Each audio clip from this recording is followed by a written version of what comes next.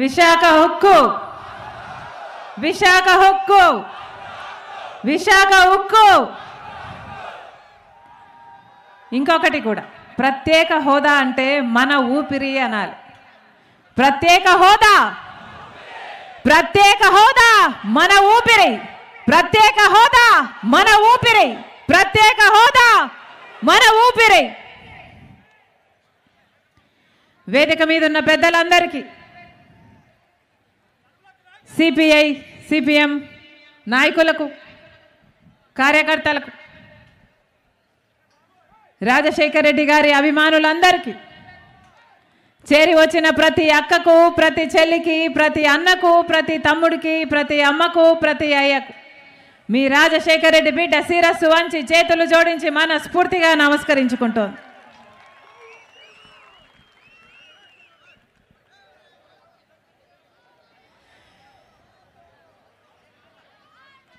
Vizag steel, Visakha ఉక్కు ఆంధ్ర రాష్ట్రానికే తలమానికం. ఆంధ్ర రాష్ట్ర ప్రజలందరికీ ఆత్మ గౌరవం. విశాఖ ఉక్కు ఒక కారాగారం మాత్రమే కాదు, ఒక ఇండస్ట్రీ మాత్రమే కాదు.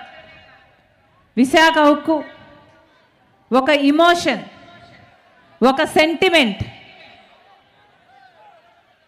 1960లలో 1960స్లో జరిగింది ఒక ఉద్యమం.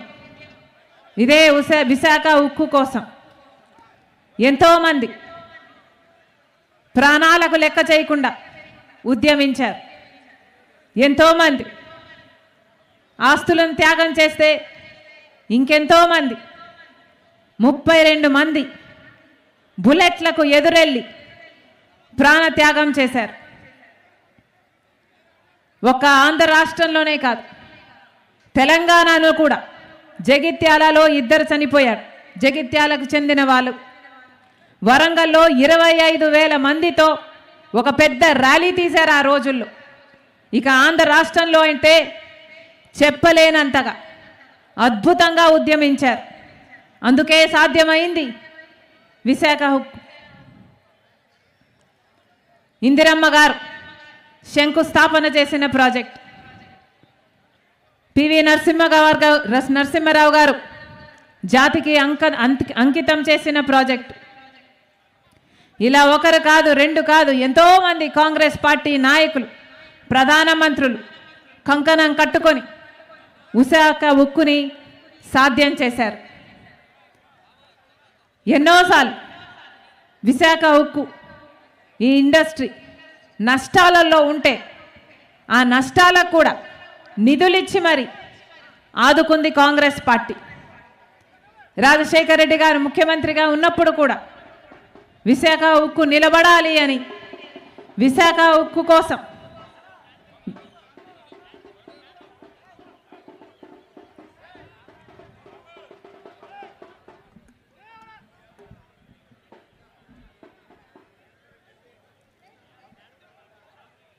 ఎంతో చేశాడు రాజశేఖర రెడ్డి గారు విశాఖ ఉక్కు కోసం. రాజశేఖర రెడ్డి గారు బ్రతికే ఉంటే విశాఖ ఉక్కుకు ఈ ఫ్యాక్టరీకి సొంతంగా మైనింగ్ కోసం మైన్స్ కూడా సొంత గనులే ఈ పాటికి ఏర్పాటు చేసేవాడు రాజశేఖర రెడ్డి గారు.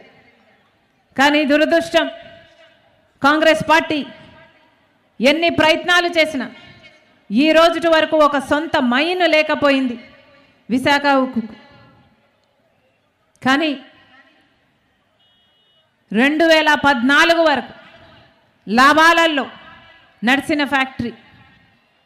ఆ తర్వాత క్రమంగా ఒకటొకటిగా వచ్చిన ప్రభుత్వాల ప్రోత్సాహం లేకపోతే క్రమంగా నష్టాల్లో, క్రమంగా అప్పుల్లో కూరుకుపోయింది విశాఖ స్టీల్. కారణం ఎవరు? దొంగలు ఊళ్ళు దోచుకున్నారు అన్నట్టు ఈ విశాఖ ఉక్కును దోచుకోవడానికి తయారయ్యారు కేంద్ర రాష్ట్ర ప్రభుత్వాలు. కారణం 35,000 ఎకరాల ల్యాండ్ బ్యాంక్ ఉన్న ఫ్యాక్టరీ విశాఖ ఉక్కు దాదాపు లక్షల కోట్లు విలువ చేస్తుంది. అదే గనుక ఈ ఫ్యాక్టరీని నష్టాల పాలు చేసి అప్పుల పాలు చేస్తే ఇక అడ్డేముంది, ఇది నష్టాలలో ఉంది అని చెప్పి దీన్ని ప్రైవేటైజ్ చేయొచ్చు అని కుట్ర పన్నారు కేంద్ర రాష్ట్ర ప్రభుత్వాలు. ఇందాక అంకుల్ చెప్పినట్టు, రఘువీరారెడ్డి గారు చెప్పినట్టు, ఒక కుక్కను చంపాలంటే ఇది పిచ్చిది అని పుకారు పుట్టిస్తే చాలట, పెద్ద పని కాదు. అలాగే విశాఖ ఉక్కుకు సంబంధించి ఒక్కొక్కటిగా అసలు మైన్ లేకుండా ఇంతవరకు ఉంది అంటే దానికి ప్రధాన కారణమే ప్రభుత్వాలు. ఆ బాధ్యతను విస్మరించారు కాబట్టే ఈరోజు నష్టాలలో కూరుకుపోయింది. ఒకవైపేమో మైన్ లేదు, ఇంకోవైపేమో రా మెటీరియల్ కొనాలి అంటే రేట్లేమో ఆకాశానికి అంటుతున్నాయి, ఇంకొక వైపేమో ఆ రా మెటీరియల్ను సరఫరా చేయాలి అంటే దాని కాస్టు పెరిగింది. ఎలక్ట్రిసిటీ విషయంలోనూ అంతే. ఇలా ఒక్కొక్కటిగా ఒక్కొక్క అంశంగా కాలుకు కాలు చేతికి చేతిగా ఒక్కొక్కటిగా నరుక్కుంటూ వస్తే ఒట్టి మొండెం మిగులుతుంది, ఇక అమ్మడానికి ఏ ఆటంకం ఉండదు అని ఇదే పన్నాగం పల్లారు కేంద్ర రాష్ట్ర ప్రభుత్వాలు. గంగవరం పోర్టు చూస్తున్నాం. రాజశేఖర రెడ్డి గారు ఉన్నప్పుడు గంగవరం పోర్టు 30 సంవత్సరాలలో మళ్ళీ ప్రభుత్వం చేతుల్లోకి రావాలి అనుకున్నాడు రాజశేఖర రెడ్డి గారు. ఆ 30 సంవత్సరాలలో 15 సంవత్సరాలు అయ్యే పోయింది. ఇంకొక 15 సంవత్సరాలు ఉంటే గంగవరం పోర్టు రాష్ట్ర ప్రభుత్వం చేతుల్లోకి వచ్చేది. కానీ ఇప్పుడు జగనన్న గారు ఏం చేశారు? రాజశేఖర రెడ్డి గారి కొడుకు అనిపించుకుంటున్న జగనన్న గారు ఏం చేశారు? అదే గంగవరం పోర్టుని కేవలం 6,500 రూపాయలకు వాల్యుయేషన్ వేశారు. 50,000 కోట్లు విలువ చేసే పోర్టుని 6,500 రూపాయలు వాల్యుయేషన్ వేశారు. 600 కోట్ల రూపాయలకు మొత్తానికే గంగవరం పోర్టుకు అదానీ పాలు చేశాడు జగనన్న గారు. ఇది అన్యాయం కాదా? ఒక సామెత ఉంది, పోసమ్మ పోగు చేస్తే మైసమ్మ మాయం చేసిందట. రాజశేఖర రెడ్డి గారు గంగవరం పోర్టు మళ్ళీ ప్రభుత్వం చేతుల్లోకి రావాలి 30 సంవత్సరాలలో అని రాజశేఖర రెడ్డి గారు నిర్దేశిస్తే జగనన్న గారేమో మొత్తానికే గంగవరం పోర్టుకి బీజేపీ బానిసలుగా మారిన జగనన్న గారేమో మొత్తానికే గంగవరం పోర్టును ప్రభుత్వం చేతుల్లోకి ఇక ఎప్పుడూ రాకుండా అదానికి అప్పచెప్పారు. ఇది అన్యాయం కాదా? పక్కనే ఉంది జింక్ ఫ్యాక్టరీ కూడా. దాని పరిస్థితి ఏమిటి? ఏమైంది దాని పరిస్థితి? ఇలాగే ప్రైవేటైజ్ చేశారు, దాంతో మొత్తానికి ఫ్యాక్టరీయే మూసేశారు, ఆ ఎంప్లాయీస్ అందరినీ తరిమి కొట్టారు. ఇప్పుడు అదొక రియల్ ఎస్టేట్ వెంచర్గా తయారు కాబోతుంది. అదే చేయాలనుకుంటున్నారు విశాఖ స్టీల్లో కూడా. ఇదే పన్నాగం పన్నారు. కేవలం ల్యాండ్ బ్యాంకు కోసం ఈరోజు విశాఖ ఉక్కును ప్రైవేటైజ్ చేయాలని ఒక్కొక్క అంశంగా క్రమంగా, ఇది లాభాలలో ఉన్న ప్రాజెక్టు, క్రమంగా నష్టాల్లోకి తీసుకువెళ్ళారు, అప్పుల్లోకి తీసుకువెళ్ళారు. ఈరోజు కనీసం జీతాలు కూడా ఇచ్చే దిక్కు లేకుండా పోయింది అంటే కారణము కేంద్ర రాష్ట్ర ప్రభుత్వాలు కాదా? ఆదుకోవాల్సిన బాధ్యత వాళ్ళకి లేదా? ఏం చేసింది రాష్ట్ర ప్రభుత్వం? ఒక్కసారైనా ఇంతమంది ఉద్యోగులు ఉన్నారే, ఇంతమంది 30,000 ఉద్యోగస్తులు ఉంటారా? ఇంకా ఎక్కువే ఉంటారా? ఇంతమంది ఉద్యోగస్తులు వాళ్ళ జీవితాలు ఏం కావాలి? వాళ్ళ కుటుంబాలు ఏం కావాలి? ఇది ప్రైవేటైజ్ అయిపోతే వచ్చే కంపెనీ వీళ్ళందరినీ ఆదరిస్తుందా?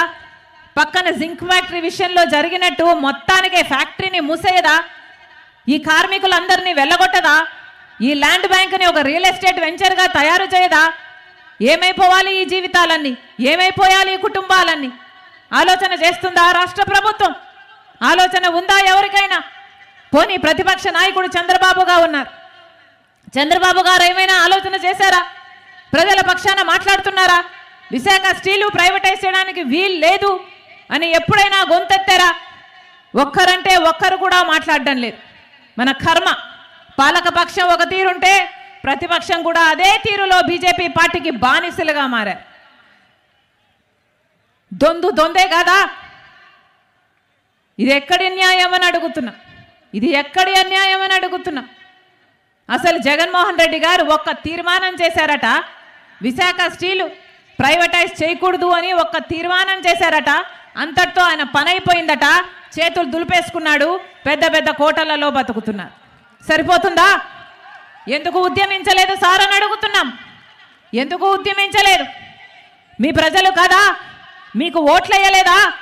వీళ్ళు ఓట్లేస్తే కాదా మీరు గెలిచింది? వీళ్ళ జీవితాలు కాదా?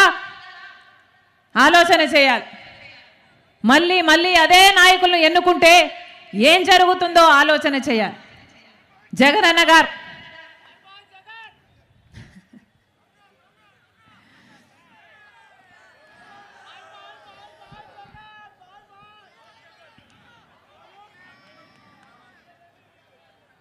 ఇంకోవైపు చంద్రబాబు గారు ఎందుకు పొత్తు పెట్టుకుంటున్నారు సార్ బీజేపీ పార్టీతో? ప్రజలకు సమాధానం చెప్పండి అని అడుగుతున్నాం. బీజేపీ పార్టీ మనకేం చేసింది? ఈరోజు బీజేపీ పార్టీకి ఒక్క ఓటైనా, ఒక్క సీట్ అయినా, ఒక ఎమ్మెల్యే అయినా, ఒక ఎంపీ అయినా ఉన్నాడా? లేడు. గత ఎన్నికల్లో ఒక ఎమ్మెల్యే గెలవలేదు బీజేపీ పార్టీ, ఒక ఎంపీ గెలవలేదు బీజేపీ పార్టీ. అయినా కూడా ఆంధ్ర రాష్ట్రం మొత్తం బీజేపీ గుప్పట్లో ఉంది. ఆంధ్ర రాష్ట్రాన్ని పరిపాలిస్తున్నది ఏ పార్టీ? ఏ పార్టీ? BJP party. ఎందుకంటే ఒక పక్క పాలకపక్షం, ఇంకో పక్క ప్రతిపక్షం. రెండు పార్టీలకు బీజేపీ పార్టీ కావాలట. ఇదొక లవ్ ట్రయాంగిల్. రెండు పార్టీలకు బీజేపీ పార్టీ కావాలట. బీజేపీ పార్టీ ఏమో ఇద్దరితో కలిసి డ్యూయెట్లు పాడుతుంది. ఎందుకు పాడదు? ఒక పక్కేమో పాలకపక్షం, ఇంకో పక్షేమో ప్రతిపక్షం. ఇద్దరు స్వప్రయోజనాల కోసం ప్రజల ప్రయోజనాలను తాకట్టు పెట్టారు. ఏ ఒక్కరు మనకు ప్రత్యేక హోదా కావాలి అని ఏ ఒక్కరు అడగరు. మనకు పోలవరం కావాలని అని ఏ ఒక్కరూ ప్రశ్నించరు. మనకు రాజధాని కట్టాలన్న చిత్తశుద్ధి ఏ ఒక్కరికి లేదు. ఆఖరికి విశాఖ స్టీలు ప్రైవేటైజ్ అయిపోతుందన్నా కూడా వీళ్ళకు చీమ కుట్టినట్టు కూడా లేదు. ఇలాంటి వాళ్ళకా ఓట్లేయాలి? ఇలాంటి వాళ్ళనా గెలిపించుకునేయాలి? ప్రజలందరూ ఆలోచన చేయాలి. ప్రజలందరూ ఆలోచన చేయాలి.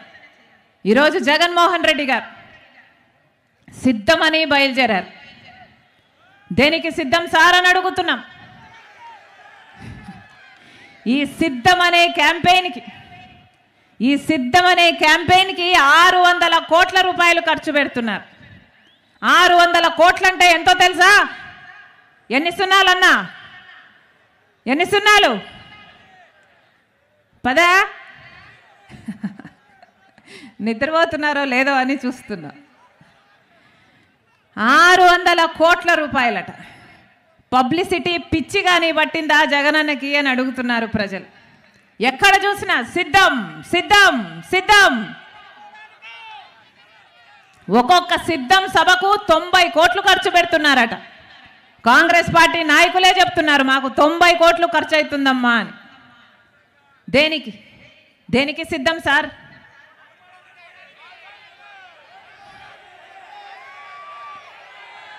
మళ్ళీ 8 లక్షల కోట్లు అప్పు చేయడానికి సిద్ధమా? మళ్ళీ బీజేపీ పార్టీతో అక్రమ పొత్తు పెట్టుకోవడానికి సిద్ధమా? మళ్ళీ ఆ బీజేపీ పార్టీకి మన ప్రత్యేక హోదాను, మన పోలవరంను, మన రాజధానిని, మన వైజాగ్ స్టీలను తాకట్టు పెట్టడానికి సిద్ధమా? మళ్ళీ పూర్తి మద్యపాన నిషేధం అని చెప్పి మహిళలను మోసం చేయడానికి సిద్ధమా? మళ్ళీ 2,30,000 ఉద్యోగాలు, ప్రభుత్వ ఉద్యోగాలు ఖాళీగా ఉన్నాయి. నేను వాటిని భర్తీ చేస్తాను, ప్రతి సంవత్సరము జాబ్ క్యాలెండర్ ఇస్తాను, మెగా డిఎస్సి 23,000 ఉద్యోగాలతో వేస్తానని చెప్పి యువకులను మళ్ళీ మోసం చేయడానికి సిద్ధమా?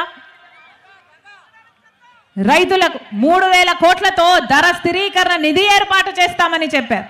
మళ్ళీ రైతుల్ని మోసం చేయడానికి సిద్ధమా? దేనికి సిద్ధం? ప్రజలను మోసం చేయడానికి మీరు సిద్ధమైతే ప్రజలు మీకు బుద్ధి చెప్పడానికి, మిమ్మల్ని ఇంటికి పంపడానికి ప్రజలు కూడా సిద్ధం.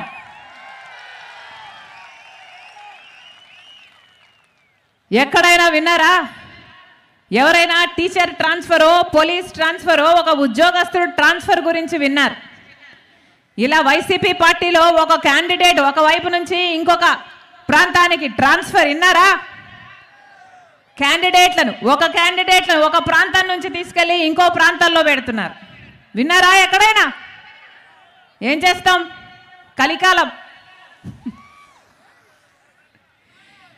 మొన్నగా అన్నని అడిగాను, ఏమిటన్నా ఇలా నాన్ లోకల్ అవుతాడు కదా, ఒక క్యాండిడేట్ని తీసుకొచ్చి ఇంకొక చోట పెడితే ఎలా ఓట్లు వేస్తారన్నా అని అడిగాను. ఎందుకు చేస్తున్నారన్నా, ఎట్లా వర్కౌట్ అవుతుంది అని అడిగాను. అంటే ఆయన ఏం చెప్పాడో తెలుసా? ఏం చేస్తాం తల్లి, ఇప్పుడున్న క్యాండిడేట్లేమో మాఫియాలు చేశారు, ల్యాండ్ మాఫియా, లిక్కర్ మాఫియా అని బ్రహ్మాండంగా సంపాదించుకున్నారు. ఇప్పుడేమో ఆ క్యాండిడేట్లకి అక్కడ అసమ్మతి ఉంది, అక్కడ ఓట్లేసే పరిస్థితి లేదు జనాలలో. కానీ ఇప్పుడు ఆ క్యాండిడేట్లకు మేము టికెట్ ఇవ్వకపోతే ఆ క్యాండిడేట్ ఇంకొక పార్టీలో చేరతాడు, ఆ డబ్బు ఖర్చు పెడతాడు. మాకేమో డబ్బు కావాలి, క్యాండిడేట్ అక్కడ నిలబడకూడదు. మరి ఏం చేస్తాం తల్లి, ఆ క్యాండిడేట్ని తీసుకెళ్ళి ఇంకో చోట పెడుతున్నాము అన్నారు.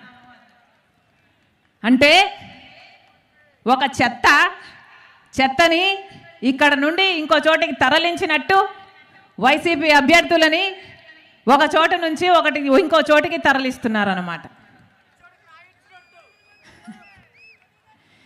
ఇది ఎక్కడ విడ్డూరం?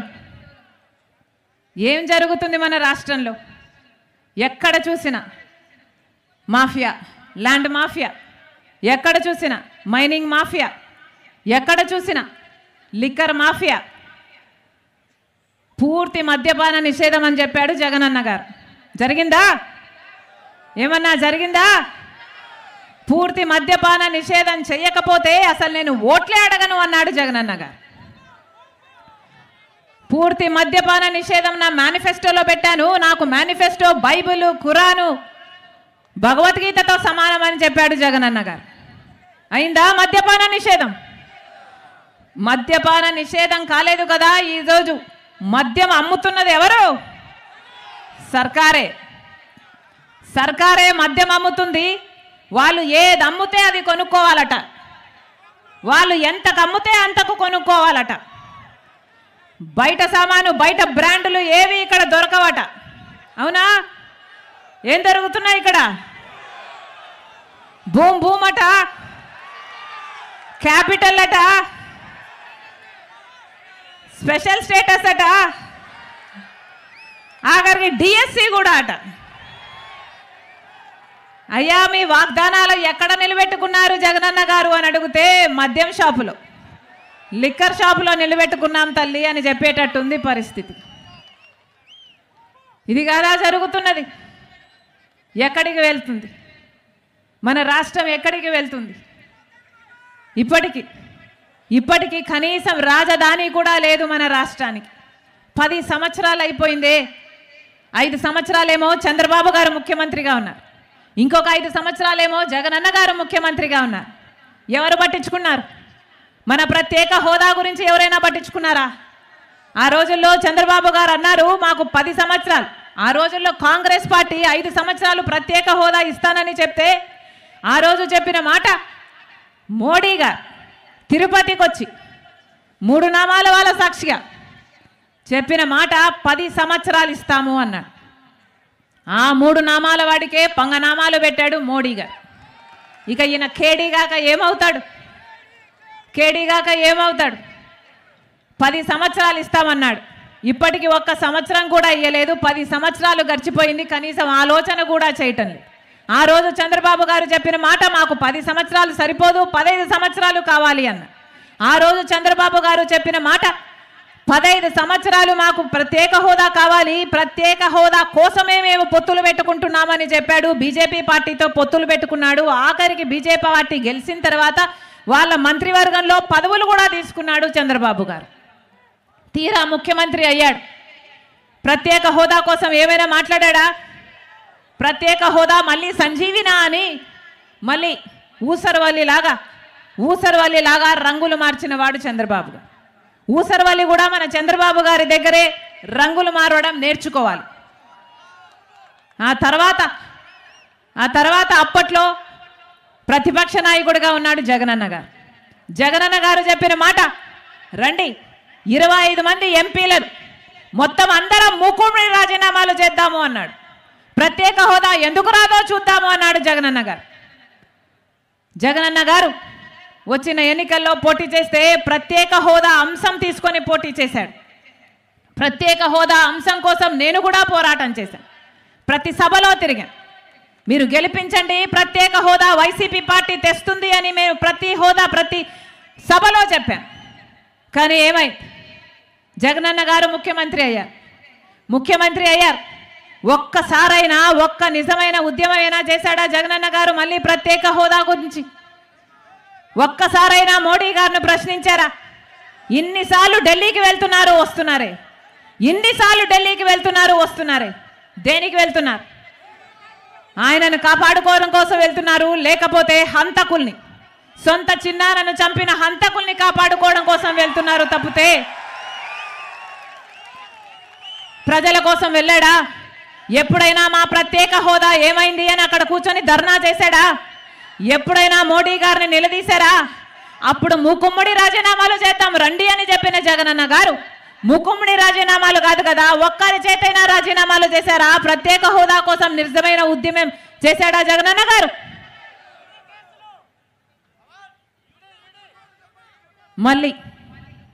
మళ్ళీ చెప్తున్నా, ప్రత్యేక హోదా రావాలి అంటే కాంగ్రెస్ పార్టీ అధికారంలోకి రావాలి. మళ్ళీ చెప్తుంది, కాంగ్రెస్ పార్టీ ప్రత్యేక హోదా రాహుల్ గాంధీ గారు చెప్పిన మాట అధికారంలోకి వచ్చిన వెంటనే మొట్టమొదటి సంతకం ప్రత్యేక హోదా మీదనే పెడతామని రాహుల్ గాంధీ గారు చెప్పారు.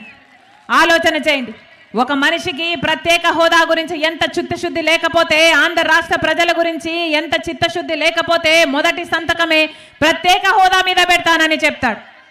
మేము మాటిస్తున్నాం, మా నాయకుడు మాటిచ్చాడు. ప్రత్యేక హోదా 5 సంవత్సరాలు కాదు 10 సంవత్సరాలు 10 సంవత్సరాలు కాంగ్రెస్ పార్టీ అధికారం లేకొచ్చిన తర్వాత కాంగ్రెస్ పార్టీ 10 సంవత్సరాలు ఆంధ్రప్రదేశ్కు ప్రత్యేక హోదా ఇస్తాం. అది కూడా 10 సంవత్సరాలు నిర్లక్ష్యం చేసింది బీజేపీ పార్టీ. కాంగ్రెస్ పార్టీ అధికారం లేకొచ్చిన 10 రోజుల్లోనే ప్రత్యేక హోదా ఆంధ్ర రాష్ట్రాల్లో అమలు చేస్తామని రాహుల్ గాంధీ గారి మాటగా చెప్తున్నాం. ఆ మాట పట్టుకొని వచ్చింది రాజశేఖర్ రెడ్డి బిడ్డ. ఒక ప్రత్యేక హోదాయే కాదు, ప్రత్యేక హోదా రావాలి అంటే కాంగ్రెస్ పార్టీ అధికారంలోకి రావాలి. పోలవరం ప్రాజెక్టు పూర్తి కావాలి అంటే కాంగ్రెస్ పార్టీ అధికారంలోకి రావాలి.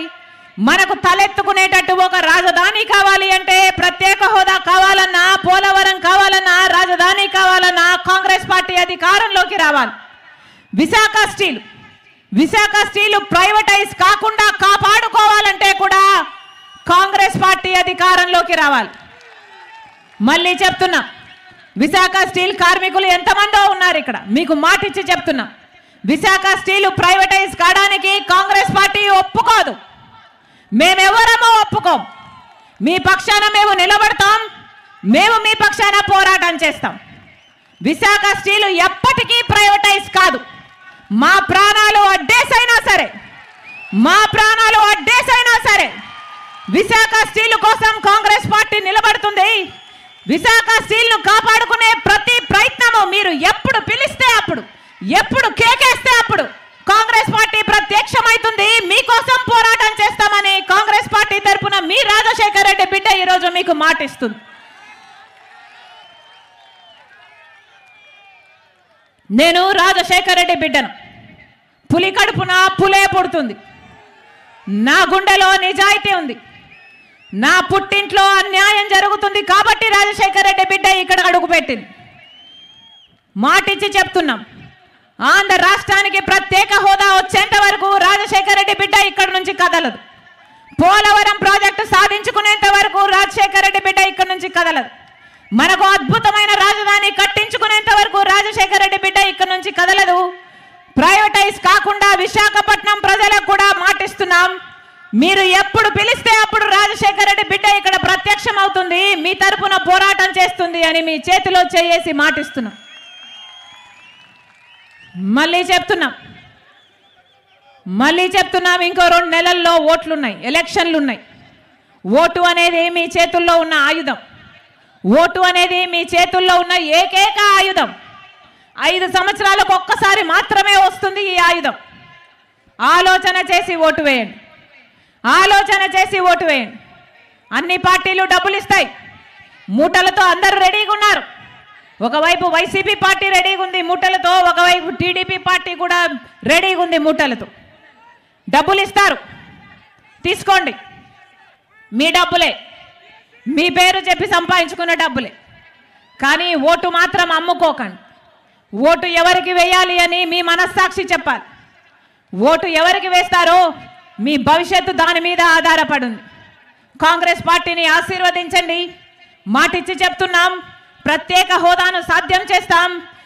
రీఆర్గనైజేషన్ యాక్ట్లో ఉన్న ప్రతి అంశం కోసం మేము రాజశేఖర రెడ్డి బిడ్డ మాటిస్తుంది, కాంగ్రెస్ పార్టీ నిలబడి ఉంటుంది. ప్రతి ఒక్కటి సాధిస్తాం. విశాఖ స్టీలును కాపాడుకోవడమే కాదు, రాజశేఖర రెడ్డి గారి సంక్షేమ పాలన మళ్ళీ మీ చేతుల్లో పెడతామని, మీ గడప వరకు తీసుకొస్తానని రాజశేఖర రెడ్డి బిడ్డ మీకు మాటిస్తుంది. ఆ పోస్టర్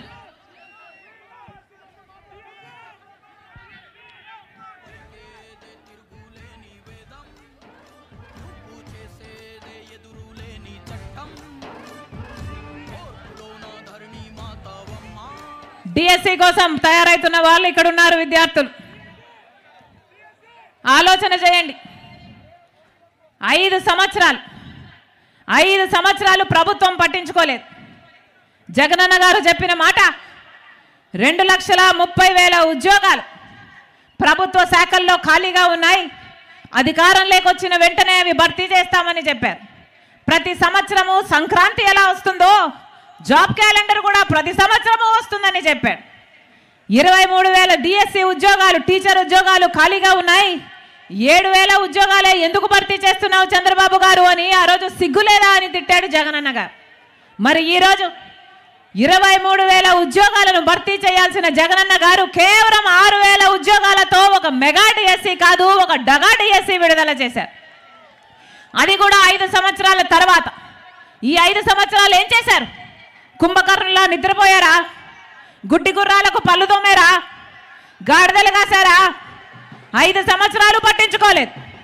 ఇప్పుడు ఒక దగా డిఎస్సి అని ప్రవేశపెట్టారు. కాంగ్రెస్ పార్టీ మీకు మద్దతుగా నిలబడుతుంది.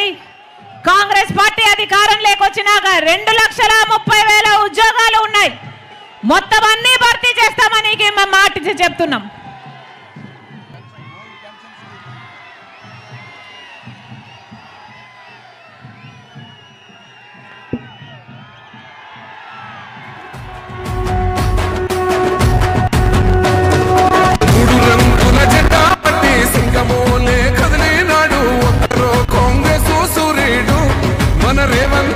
నిగ్గదీసి అడిగే మునగాడు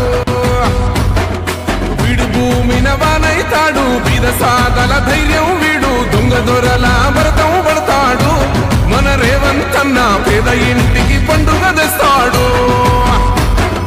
సోనియమ్మ దివెనతోని రాహులన్న సైనికుడయ్యి పెద్ద కొడుకై యుద్ధం చెయ్య సిద్ధమాయే రేవంతన్న. 3 రంగుల జెండా పట్టి సింగమోలే కదిలినాడు. ఒక్కరో కాంగ్రెస్ సూర్యుడు, మన రేవంతన్న నిగ్గదీసి అడిగే మునగాడు.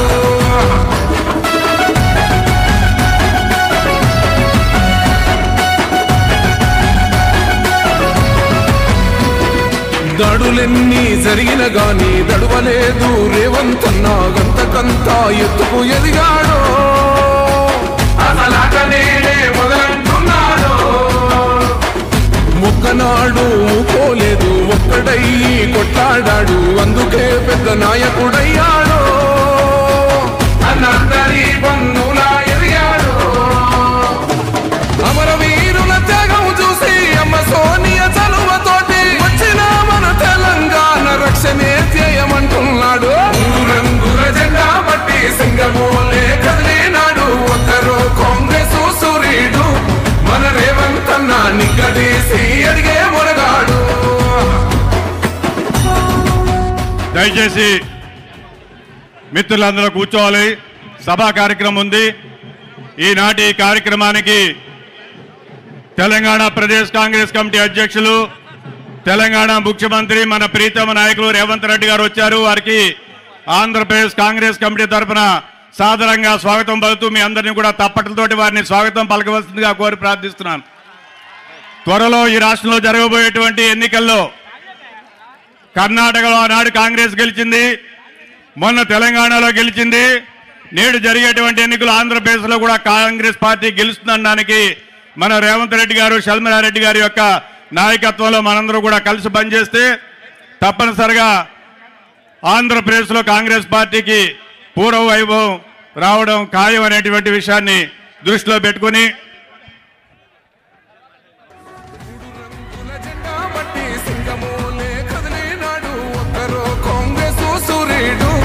మన రేవంత్ అన్న నిగ్గదీసి అడిగే మునగాడు, వీడు భూమిన వానైతాడు, బీద సాదల ధైర్యం వీడు, దొంగ దొరల భరతం పడతాడు.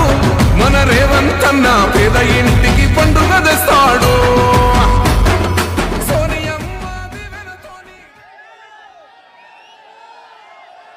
మిత్రులారా,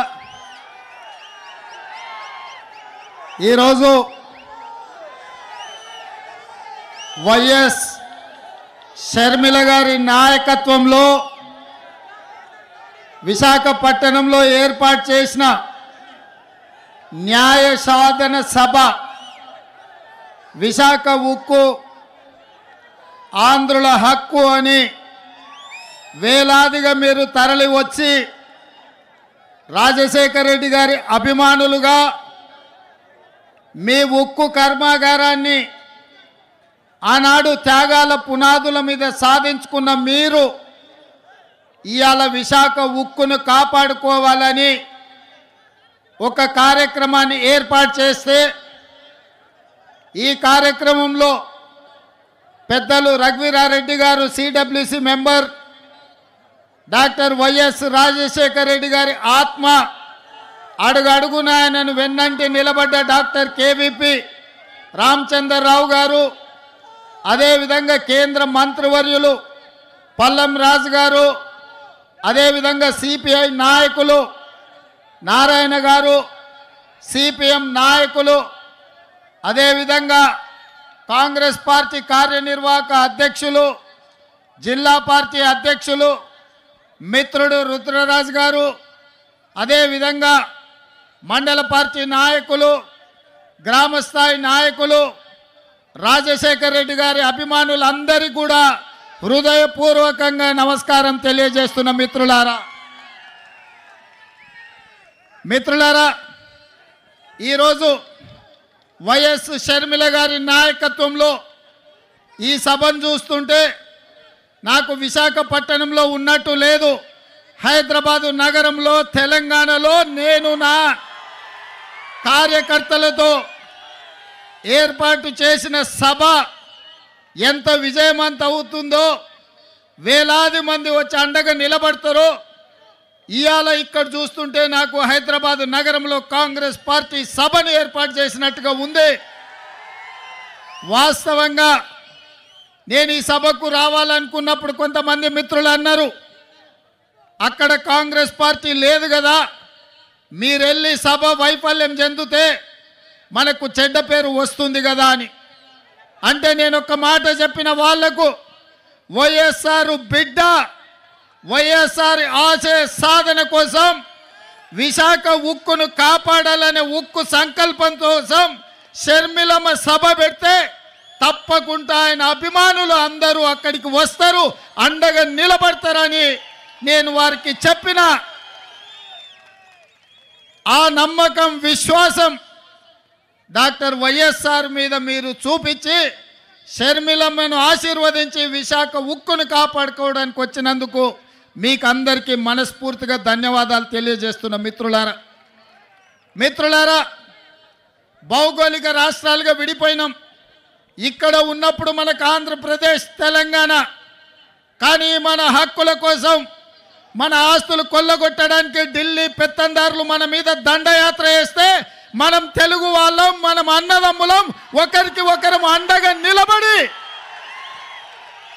ఢిల్లీ నుంచి సుల్తానులు వచ్చినా, జాగీర్దారులు జమీందారులు వచ్చినా తెలుగు గడ్డ మీద ఇటుక పెళ్ళను కూడా తీయలేరు, విశాఖ ఉక్కును ఒక ఇంచు కూడా కదిలించలేరు అని చెప్పి నేను ఈ సందర్భంగా తెలియజేయదలుచుకున్నా. ఆనాడు కురుక్షేత్రం జరిగేటప్పుడు కౌరవులు పాండవులు వేరు వేరు, వాళ్ళ మధ్యలో సమస్యలు వచ్చినప్పుడు పోరాటం వేరు. కానీ వాళ్ళ మీదికి ఎవరైనా దండెత్తుతే వాళ్ళు 105 అయి అందరూ కలిసికట్టుగా నిలబడి వాళ్ళ ప్రాంత ప్రజల్ని వాళ్ళ హక్కులను కాపాడుకోవడానికి కొట్లాడేవాళ్ళు. ఇవాళ కూడా మిత్రులారా చాలామందికి అనుమానాలు ఉండొచ్చు, అపోహలు ఉండొచ్చు, వైఎస్ఆర్ వారసులు ఎవరు అని. నేను ఇవాళ ఒక్క మాట చెప్పదలుచుకున్న మిత్రులారా, వైఎస్ఆర్ సంకల్పాన్ని నిలబెట్టేటోళ్ళే వైఎస్ఆర్ వారసులు అవుతారు తప్ప వైఎస్ఆర్ ఆశయాలకు వ్యతిరేకంగా, వైఎస్ఆర్ గారి యొక్క ఆఖరి కోరికకు వ్యతిరేకంగా మాట్లాడే వాళ్ళు ఏ రకంగా వైఎస్ఆర్ వారసులు అవుతారో మీరు ఒక్కసారి ఆలోచన చెయ్యండి.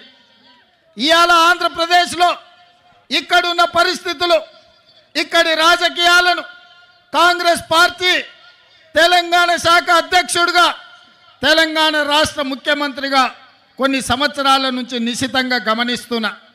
ఈ ప్రాంతానికి ఇక్కడ పాలించే నాయకులుగా మేము కావాలనుకుంటున్నారు, కానీ ప్రశ్నించే గొంతులు ఎవరు ఈ ప్రాంతంలో లేరు. ఎందుకంటే ప్రశ్నించే గొంతులు ఉన్నప్పుడే పాలకులు మన మాట వింటారు. ఢిల్లీలో ఉన్న మోడీ ఇవాళ ఈ ప్రాంతం మీద ఆధిపత్యం చెలాయించాలనుకుంటున్నాడంటే ఈ ప్రాంతం నుంచి మోడీని ప్రశ్నించే వాళ్ళు లేకపోవడం వల్లనే ఇవాళ మీ హక్కుల గురించి ఎవరు మాట్లాడతలేరు. 10 ఏళ్ళైనా మీ పోలవరం పూర్తి కాలే, 10 ఏళ్ళైనా ఆంధ్రప్రదేశ్కు రాజధాని ఎక్కడంటే ఎక్కడుందో చెప్పలేని పరిస్థితి ఇవాళ ఆంధ్రప్రదేశ్కు దాపురించింది. ఇవాళ ఈ ప్రాంతంలో ఈ ఆంధ్రప్రదేశ్ యొక్క ఆత్మ గౌరవాన్ని ఢిల్లీలో తాకట్టు పెట్టిండ్రు.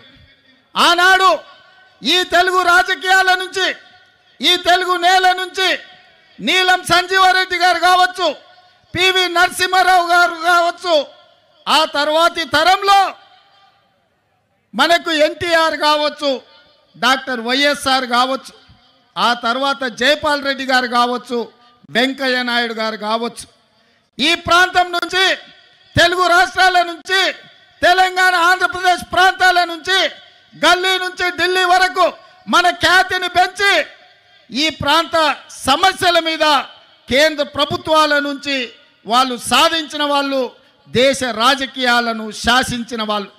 నేను ఇవాళ అడుగుతున్న మిత్రులారా, అటు తెలంగాణ అయినా ఇటు ఆంధ్రప్రదేశ్ అయినా ఢిల్లీకి వెళ్ళి వంగొంగి నమస్కారాలు పెట్టే నాయకులే ఉన్నారు తప్ప ఢిల్లీని అడిగి మనకు కావాల్సిన సాధించే నాయకత్వమే ఇవాళ లేదు. మీరు ఒక్కసారి ఆలోచన చేయండి. ఆనాడు 94లో డాక్టర్ కేవీపీ రామచంద్రరావు గారు సజీవ సాక్షి, కాంగ్రెస్ పార్టీకి 26 సీట్లు వచ్చి ఎన్టీఆర్ యొక్క ప్రభావంలో కాంగ్రెస్ పార్టీకి ప్రధాన ప్రతిపక్ష హోదా కూడా 94లో రాలే.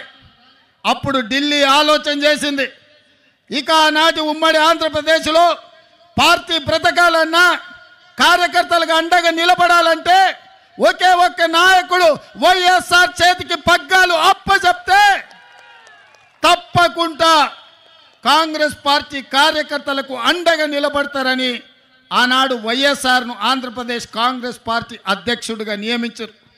26 సీట్లతో మొదలైన ప్రయాణం 99లో 90 సీట్లకు వచ్చింది. అధ్యక్షుడిగా ఉన్న రాజశేఖర రెడ్డి గారు ప్రధాన ప్రతిపక్ష నాయకుడిగా మారిండు.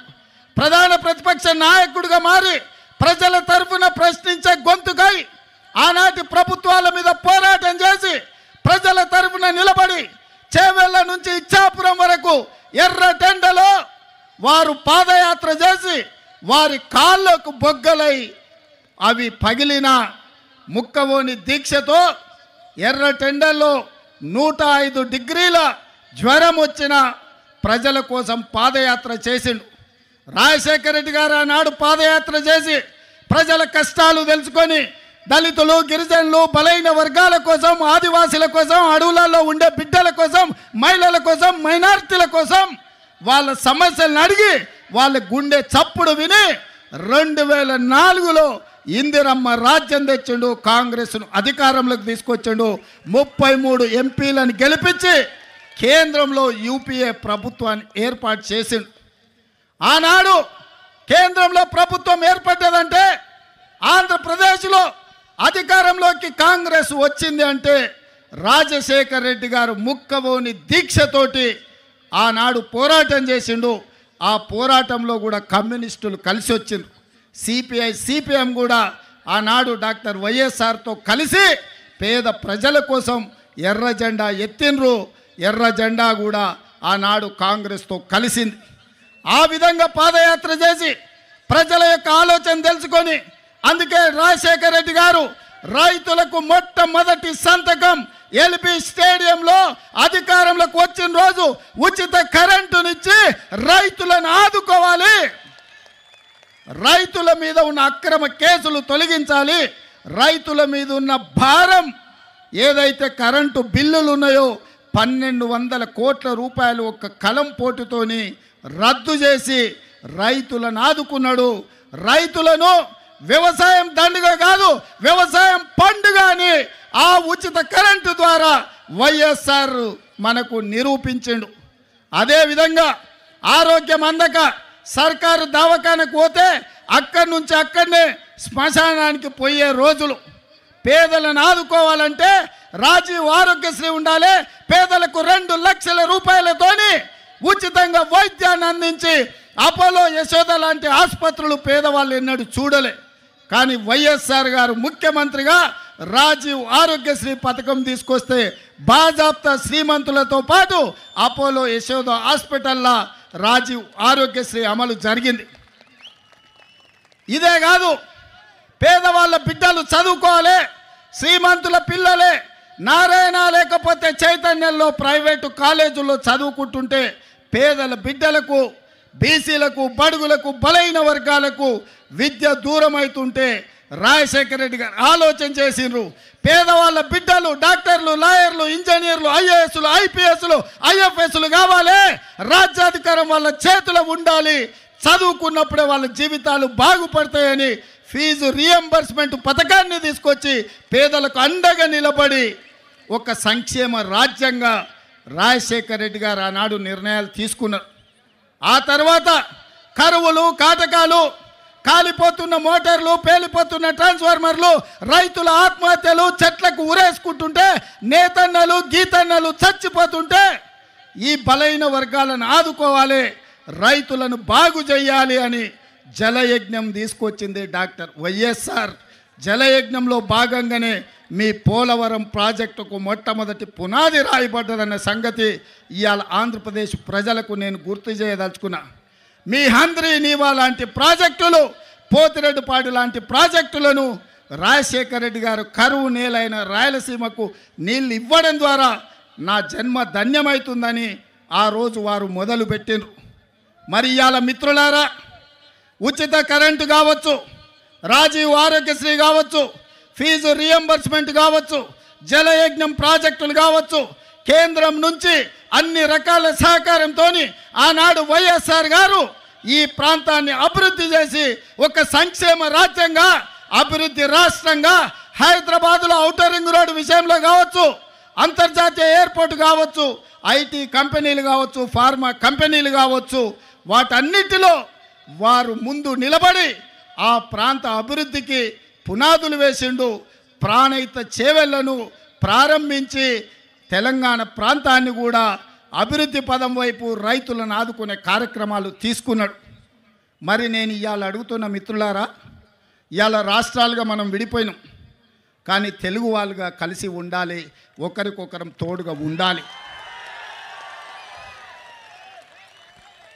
ఇవాళ మోడీ ధైర్యమేంది, మోడీ బలమేంది, మోడీ బలగమేంది, బీజేపీ అంటే అర్థమేందో ఇవాళ ఆంధ్రప్రదేశ్ మిత్రులు ఆలోచన చేయాలి. బీజేపీ అంటే బాబు, జగన్, పవన్, ఈ ముగ్గురు బీజేపీ.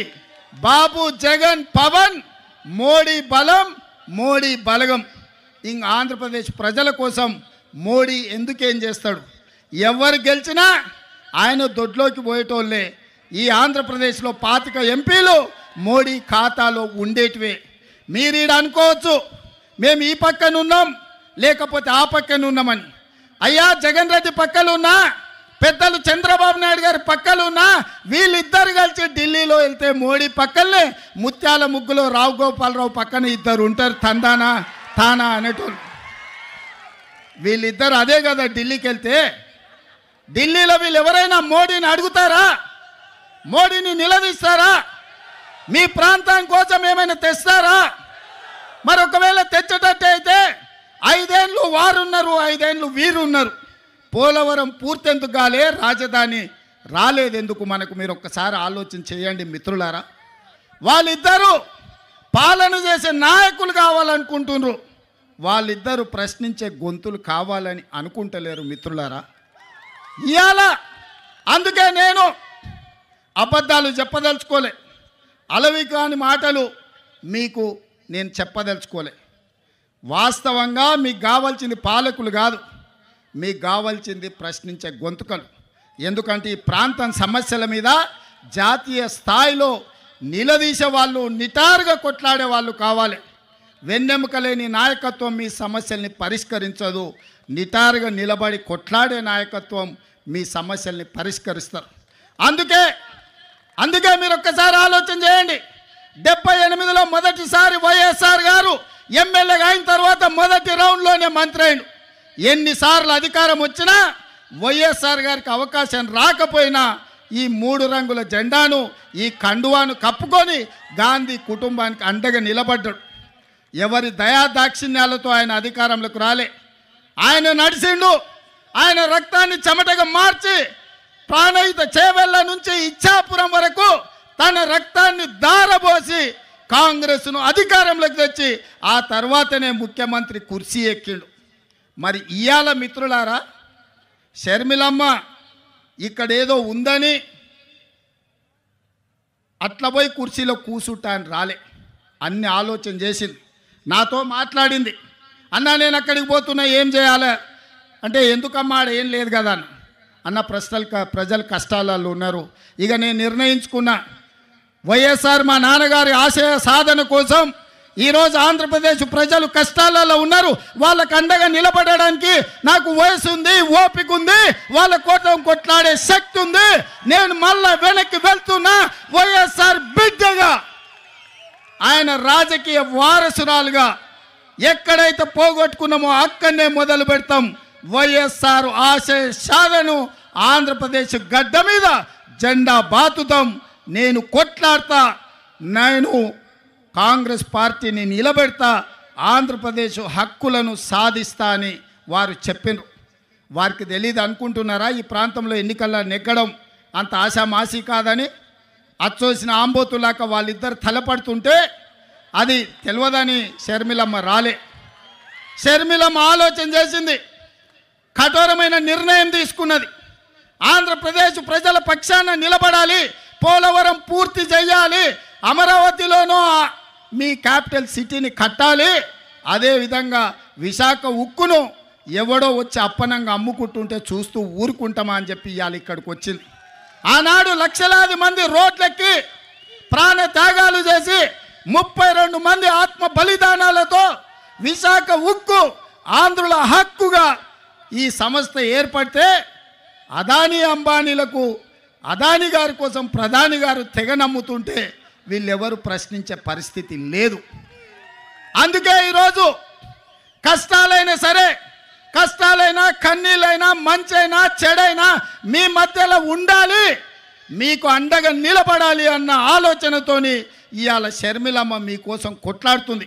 రాజకీయ ప్రయోజనం ఆశించో అప్పనంగా అధికారం వస్తుందనో ఇవాళ షర్మిలమ్మ కొట్లాడతలేదు. కష్టమైనా సరే ఇప్పుడు ప్రశ్నించే గొంతుగా ఉండాలి, ప్రజల పక్షాన నిలబడాలి అని ఆంధ్రప్రదేశ్ ప్రజల కోసం అండగా నిలబడడానికి షర్మిలమ్మ వచ్చింది. ఇవాళ కొంతమంది మాట్లాడుతున్నారు, రాజశేఖర రెడ్డి గారికి షర్మిలమ్మకు ఎట్లా ఆయన వారసత్వాన్ని క్లెయిమ్ చేస్తుందని. నేను ఆ సోయి లేని వాళ్ళని ఒక మాట అడగదలుచుకున్నా. రాజశేఖర రెడ్డి గారి చివరి కోరిక ఏందయ్యా? రాహుల్ గాంధీ గారిని ప్రధానమంత్రిని చెయ్యడమే చివరి కోరిక కింద మాట్లాడి కాంగ్రెస్ పార్టీని అధికారంలోకి తేవడమే తన లక్ష్యంగా తన బాధ్యతగా వైఎస్ఆర్ గారు మాట ఇచ్చిండ్రు. ఆడ కేవీపీ రామచంద్రరావు గారు, రఘువీరన్న ఉన్నాడు, ఆయనకు అత్యంత సన్నిహితులు. వారు చెప్పిందే రాహుల్ గాంధీ గారిని ప్రధానమంత్రిని చేయాలి, కాంగ్రెస్ పార్టీకి అత్యధికంగా సీట్లు తీసుకురావాలి. ఏ రోజు కూడా రాజశేఖర రెడ్డి గారు బీజేపీతో అంటగాగలే, బీజేపీ నీడని కూడా రాజశేఖర రెడ్డి గారి మీద పడనివ్వలే. ఏ రోజు కూడా ఆయన సెక్యులర్ ఫోర్సెస్కు వెనకాల నిలబడ్డాడు. ఏ రోజు కూడా కమ్యూనల్ ఫోర్సెస్తో అంటగాగలే. అధికారం ఉన్నా అధికారం లేకపోయినా, కేసులు పెట్టినా, జైల్లో పెట్టే పరిస్థితి వచ్చినా, ఒక ప్రజాస్వామికవాదిగా, ఒక సెక్యులర్ నాయకుడిగా వైఎస్ఆర్ నిలబడ్డాడు. మరి వైఎస్ఆర్ వారసులమని చెప్పుకునేటోళ్ళు ఇవాళ ఎవరి పక్కన నిలబడ్డారు, ఎవరి ఆశయం కోసం కొట్లాడుతున్నారని నేను అడుగుతున్నా. ఇదేనా వైఎస్ఆర్ వారసుడిగా మీరు చేసేది? మోడీకి అండగా నిలబడి సెక్యులర్ ఉన్న ఈ రాష్ట్రాన్ని ఒక కమ్యూనల్ చేతిలో పెట్టదలుచుకున్నారా? షర్మిలమ్మ అడిగినట్టుగా మణిపూర్లో లక్షలాది మంది నిరాశ్రయులై వేలాది మందిని చంపుతుంటే మోడీ ప్రభుత్వం ముష్కరులకు అండగా నిలబడితే ఒక్కసారైనా మీరు ప్రశ్నించినరా నేను అడుగుతున్నా. గోద్రాలో సంఘటనలు జరుగుతుంటే మోడీని ఆ రోజు వైఎస్ఆర్ గారు అడిగినరు, కడిగినరు. మరి ఆయన వారసులైతే మణిపూర్లో జరిగిన అరాచకం మీద మాట్లాడాలి కదా, ఎందుకు మాట్లాడలేదు మిత్రులారా? మీరా వైఎస్ఆర్ వారసులు? షర్మిలమ్మ పక్కన వైఎస్ఆర్ అని ఎట్లా పెట్టుకుంటుందని, వైఎస్ఆర్ అంటేనే వై షర్మిలారెడ్డి, ఆమె పేరే వైఎస్ఆర్. కొత్తగా వైఎస్ఆర్ పెట్టుకునేది ఏముందయ్యా? షర్మిలారెడ్డి అంటేనే వైఎస్ఆర్ అంటేనే షర్మిలమ్మ, అవతల షర్మిల అనాల్సిన పనే లేదు మిత్రులారా. వైఎస్ఆర్ అంటేనే షర్మిలమ్మ, నిజమైన వారసురాలు షర్మిలమ్మ.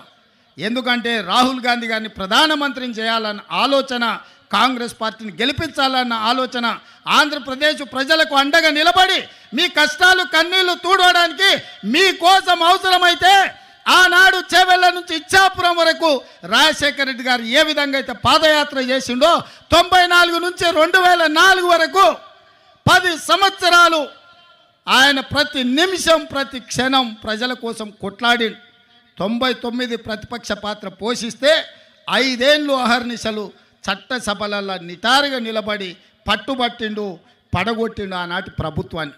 మరి ఇవాళ మిమ్మల్ని అడగదలుచుకుని వేదిక మీద నుంచి ఆంధ్రప్రదేశ్ ప్రజలు, మీరు విజ్ఞులు, తెలివి కల్లోలు, ప్రపంచంలోనే ఆంధ్రప్రదేశ్కు సంబంధించిన వాళ్ళు ఐటీ రంగాలలో, ఫార్మా రంగాలలో, ఐఏఎస్లలో, ఐపీఎస్లలో రాణించిన వాళ్ళు, ప్రపంచానికి ఒక దిక్సూచిగా మారిన వాళ్ళు ఈ ప్రాంతం నుంచి ఉన్నారు.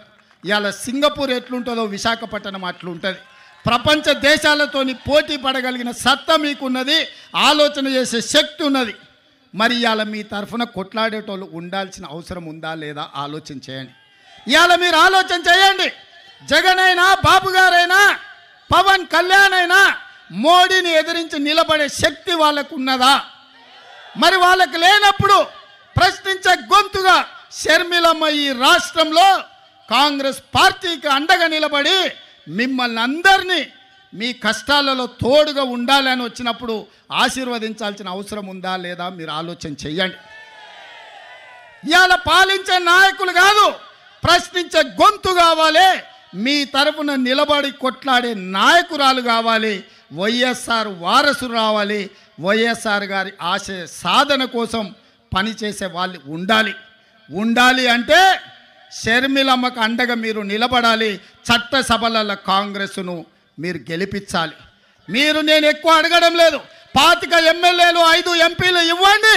మీ విశాఖ ఉక్కు 1 ఇంచు కదలకుండా కొట్లాడుతుంది. నిటారుగా నిలబడి ఎవరినైనా చొక్కబట్టి మీ హక్కుల కోసం షర్మిలమ్మ ప్రశ్నిస్తుంది. మీ నిధులు మీకు తీసుకొస్తుంది.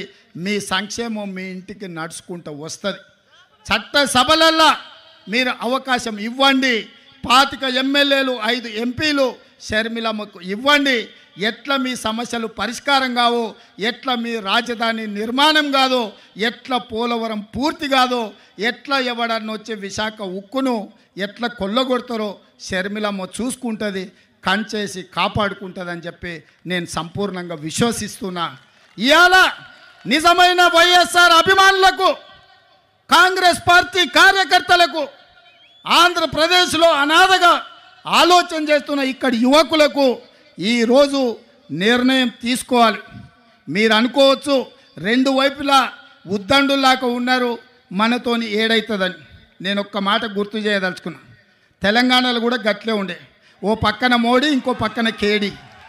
ఉప ఎన్నికలలో 3200 ఓట్లు వచ్చినాయి మాకు.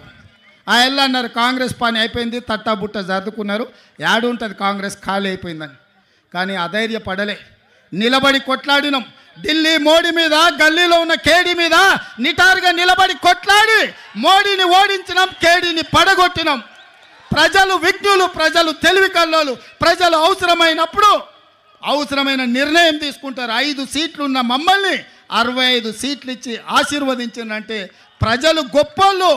ఇవాళ ఇక్కడ కాంగ్రెస్ లేదు అని అనుకుంటుండొచ్చు, కానీ ఈ సభను చూసిన తర్వాత నాకు సంపూర్ణమైన విశ్వాసం వచ్చింది. మా షర్మిలమ్మ ఆంధ్రప్రదేశ్కు ముఖ్యమంత్రి అయి తీరుతుంది, మీకు సంక్షేమ రాజ్యాన్ని, అభివృద్ధి రాష్ట్రాన్ని అందిస్తుంది. నేను తోడుగా ఉంటా, మీ పక్కనే ఉన్న ముఖ్యమంత్రిని, పార్టీ అధ్యక్షుని షర్మిలమ్మకు అండగా నిలబడతా. ఏం కావాలన్నా, ఏ రాత్రైనా, ఏ పగలైనా, ఏ సందర్భం వచ్చినా, ఏ కష్టం వచ్చినా నేను అండగా నిలబడతా. మీరు షర్మిలమ్మ నాయకత్వాన్ని బలపరచండి, షర్మిలమ్మ నాయకత్వాన్ని గెలిపించండి. షర్మిలమ్మ ఆంధ్రప్రదేశ్ ముఖ్యమంత్రిలో కూర్చునే వరకు తోడుగా నిలబడతా. నేను రెడీగా ఉన్నా తోడుగా ఉండడానికి. మీరు సిద్ధమా? సిద్ధమా? మీరు సిద్ధమా? సై సై సై సై సై సై అనేటోళ్ళందరూ చేయి పైకెత్తండి. జై కాంగ్రెస్, జై జై కాంగ్రెస్. ధన్యవాదాలు మిత్రులారా. మీరు గుండెల్లో పెట్టి చూసుకున్నందుకు, ఇంత పెద్ద ఎత్తున తరలొచ్చి, నాకు ఆలస్యమైన విమానాశ్రయం నుంచి సరాసరి మీ దగ్గరకు వచ్చిన, ఇంత ఓపికగా నిలబడి షర్మిలమ్మకు అండగా ఉండి, కేవీపీ రామచంద్రరావు గారు, రగన్న వాళ్ళ అనుభవాన్ని అంతా రంగరించి పల్లం రాజు గారు షర్మిలమ్మను బలపరుస్తూ చేయి పట్టుకొని నడిపిస్తారన్న సంపూర్ణమైన విశ్వాసం. మా మిత్రుడు రుద్రరాజు తన వ్యూహాన్ని, తన ఆలోచనను పెట్టుబడిగా పెట్టి కమ్యూనిస్టు సోదరులను కలుపుకొని ఆంధ్రప్రదేశ్ రాబోయే ఎన్నికల్లో ఒక మంచి ఫలితాలను తీసుకొస్తారని నమ్ముతున్నా. ఎన్నికల్లో కూడా మళ్ళీ తప్పకుండా వస్తా, మీకు అండగా నిలబడతా అని తెలియజేస్తూ మీ అందరి దగ్గర సెలవు తీసుకుంటున్న మిత్రులారా. జై కాంగ్రెస్.